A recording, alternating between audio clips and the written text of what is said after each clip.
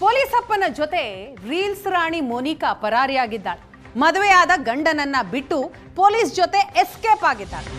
ಇನ್ಸ್ಟಾಗ್ರಾಮ್ನಲ್ಲಿ ಪರಿಚಯ ಆಗತ್ತೆ, ಅದಾದ ನಂತರ ಡೇಟಿಂಗ್, ಈಗ ಎಸ್ಕೇಪ್. ಮೊದಲ ಗಂಡನನ್ನ ಬಿಟ್ಟು ಎರಡನೇ ಮದುವೆ ಆಗಿದ್ದ ಮೋನಿಕಾ ಇನ್ಸ್ಟಾಗ್ರಾಮ್ನಲ್ಲಿ ಪರಿಚಯ ಆಗತ್ತೆ, ಅದಾದ ನಂತರ ಡೇಟಿಂಗ್, ಈಗ ಎಸ್ಕೇಪ್ ಆಗಿದ್ದಾಳೆ. ಮತ್ತೋರ್ವ ಪ್ರಿಯಕರ ಪೊಲೀಸಪ್ಪನ ಜೊತೆಗೆ ಆಕೆ ಪರಾರಿಯಾಗಿರೋದು.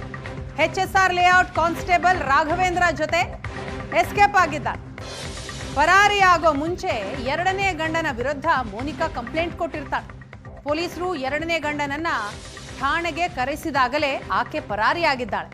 ಮನೆಯಲ್ಲಿದ್ದ 160 ಗ್ರಾಂ ಚಿನ್ನ, 1,80,000 ಹಣ ಎಲ್ಲವನ್ನ ಪಡೆದು ಅಲ್ಲಿಂದ ಎಸ್ಕೇಪ್ ಆಗಿದ್ದಾಳೆ.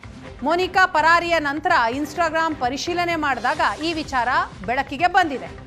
ಈ ವಿಚಾರ ತಿಳಿದು ಕಾನ್ಸ್ಟೇಬಲ್ ಸಸ್ಪೆಂಡ್ ಮಾಡಿದ್ದಂತಹ ಪೊಲೀಸರು ಸಸ್ಪೆಂಡ್ ಮಾಡಿದ್ರೆ 3-4 ತಿಂಗಳಾದ ಮೇಲೆ ಬರ್ತೀನಿ ಅಂತ ಧಿಮಾಕ್ ಬೇರೆ ಅಂತ.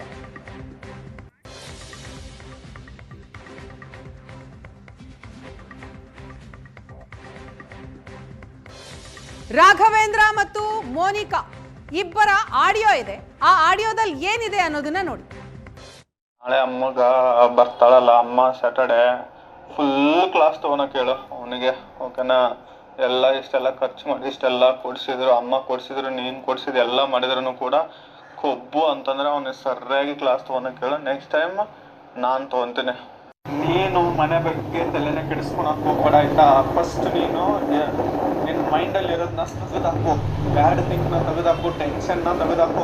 ಆರಾಮಾಗಿ ತಂದು ಹಾಕಿದ್ರೆ ತಿನ್ನು.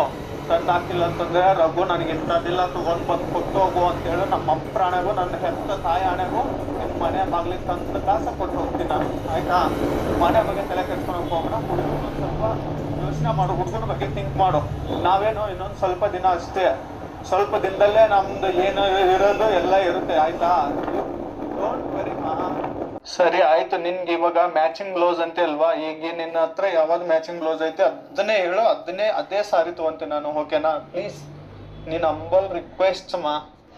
ಅದು ಫಾಲ್ ಹಾಕಕ್ಕ ಎಷ್ಟು ಗಂಟೆ ಆಗುತ್ತೆ ಹೇಳು, ನಾನು ಇವಾಗೆ ಹಾಕಿಸ್ಬಿಡ್ತೀನಿ. ಇವಾಗ ಡ್ಯೂಟಿ ಹೋಗ್ಬಿಟ್ಟು ಫಸ್ಟ್ ಸಾರಿ ತಗೊಂಡು ನಾನು ಫಾಲ್ಗೆ ಕೊಟ್ಬಿಡ್ತೀನಿ. ಎಷ್ಟೊತ್ತಾಗುತ್ತೆ ಹೇಳು?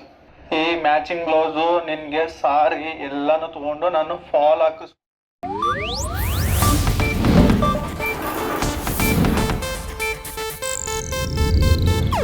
ಇದು ಏಷ್ಯಾನೆಟ್ ನ್ಯೂಸ್ ನೆಟ್ವರ್ಕ್ ಪ್ರಸ್ತುತಿ.